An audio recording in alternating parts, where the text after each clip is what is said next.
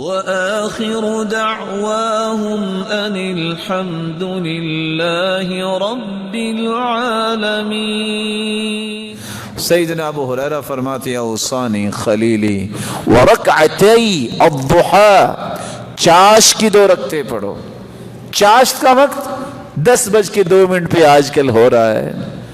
2 رکعتیں پڑھ لینے سے 360 جوڑ انسان کے جسم کے ہیں، سارے اعضاء کے جوڑ، جسم کے جو جوڑ ہیں ان کا صدقہ ادا ہو جاتا ہے صرف 2 رکعتیں پڑھنے سے.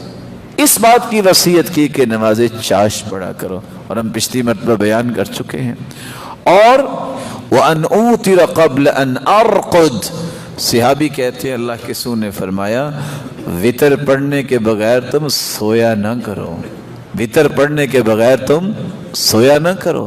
اور اگر آپ سمجھتے ہیں کہ تہجد پہ اٹھیں گے تو پھر ٹھیک ہے، وگرنہ وتر نہ چھوڑو. نہ آپ نے سفر میں وتر چھوڑا ہے، نہ آپ نے حضر میں وتر چھوڑا ہے.